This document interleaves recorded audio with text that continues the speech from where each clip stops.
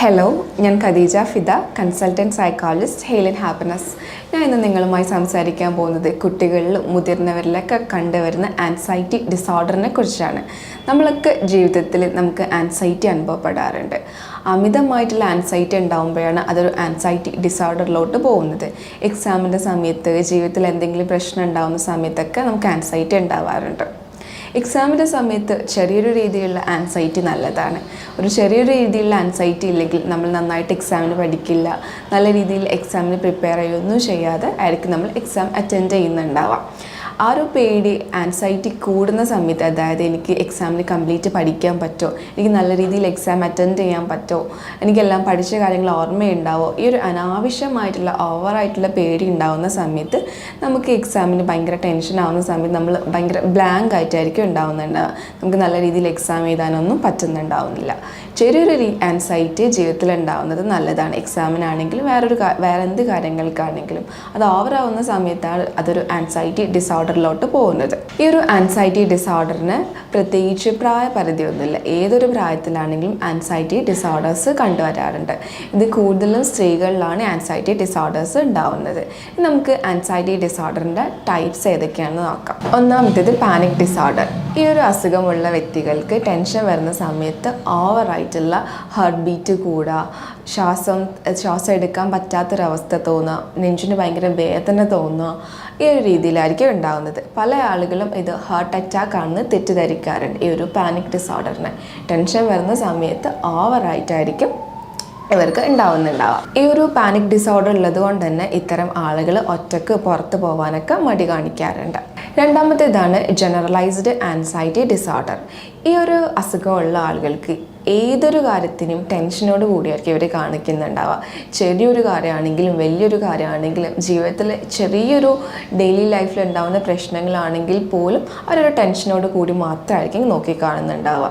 അതുപോലെ തന്നെ ഭാവിയിൽ എന്താവും, അല്ലെങ്കിൽ ഏതൊരു കാര്യമാണെങ്കിലും അതിൽ ടെൻഷനും ആയിരിക്കും അവർക്ക് ഫസ്റ്റ് ഉണ്ടാവുന്നത് ഈ ഒരു ജനറലൈസ്ഡ് ആൻസൈറ്റി ഡിസോർഡറുള്ള ആളുകൾക്ക്. ഇത്തരം ആളുകൾക്കും ഹാർട്ട് ബീറ്റ് കൂടുന്ന പോലെ ഭയങ്കരമായിട്ടുള്ള തലചുറ്റലൊക്കെ കണ്ടുവരാറുണ്ട്.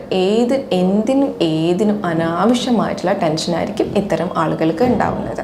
മൂന്നാമത്തേതാണ് ഈ ഒരു സോഷ്യൽ ഫോബിയ ഉള്ള ആളുകൾക്ക് ആൾക്കൂട്ടത്തെ അഭിമുഖീകരിക്കാനായിട്ട് ഭയങ്കര ബുദ്ധിമുട്ടായിരിക്കും ഉണ്ടാവുന്നത്. ആളുകളുടെ അടുത്ത് സംസാരിക്കാൻ, അല്ല അത്തരം സിറ്റുവേഷൻസിനൊക്കെ ഇവർ മനഃപൂർവ്വം അവോയ്ഡ് ചെയ്യുകയായിരിക്കും ചെയ്യുന്നുണ്ടാവുക. അവർക്ക് പേടിയായിരിക്കും സംസാരിക്കുന്ന സമയത്ത് ബാക്കിയുള്ള ആളുകൾ എന്നെ വിലയിരുത്തുമോ, അല്ലെങ്കിൽ ബാക്കിയുള്ള ആളുകൾ എന്നെ കളിയാക്കുമോ എന്നുള്ളൊരു പേടി കാരണം ഇവർ ആളുകളുമായിട്ട് സംസാരിക്കാനും ഇടപഴകുന്നതിലൊക്കെ മാറി നിൽക്കും ഈ ഒരു സോഷ്യൽ ഫോബിയുള്ള ആളുകൾ. നാലാമത്തേതാണ് സ്പെസിഫിക് ഫോബിയ.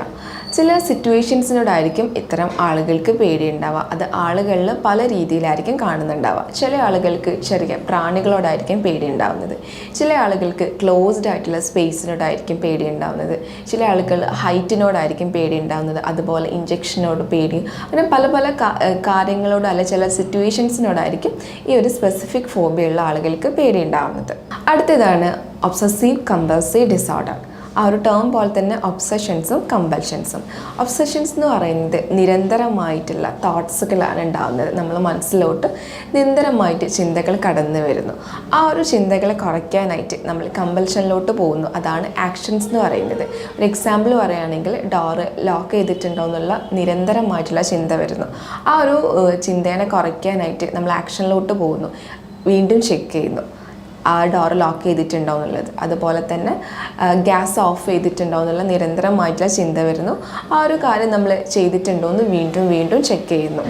അടുത്തതാണ് സെപ്പറേഷൻ ആൻസൈറ്റി ഡിസോർഡർ. ഈ ഒരു സെപ്പറേഷൻ ആൻസൈറ്റി ഡിസോർഡർ ഉള്ള ആളുകൾക്ക് അവരുടെ ക്ലോസ്ഡ് ആയിട്ടുള്ള അവരുമായിട്ട് അറ്റാച്ച്ഡ് ആയിട്ടുള്ള ആളുകൾ അവർ പിരിഞ്ഞു പോകുമോ, അവർ ഒറ്റയ്ക്കാവുമോ എന്നുള്ളൊരു പേടിയായിരിക്കും ഇവർക്ക് എപ്പോഴും ഉണ്ടാവുന്നത്.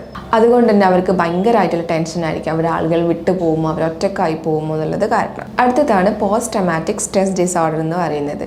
ഇത്തരം ആളുകൾക്ക് ജീവിതത്തിൽ എന്തെങ്കിലും പേടിപ്പെടുത്തുന്ന കാര്യങ്ങൾ കണ്ടിട്ടുണ്ടെങ്കിലോ അല്ലെങ്കിൽ അനുഭവിച്ചിട്ടുണ്ടെങ്കിലോ അവർക്ക് സാധാരണ ജീവിതത്തിലോട്ട് തിരിച്ചു വരാനായിട്ട് ഭയങ്കര ബുദ്ധിമുട്ടായിട്ടായിരിക്കും ഉണ്ടാകുന്നത്.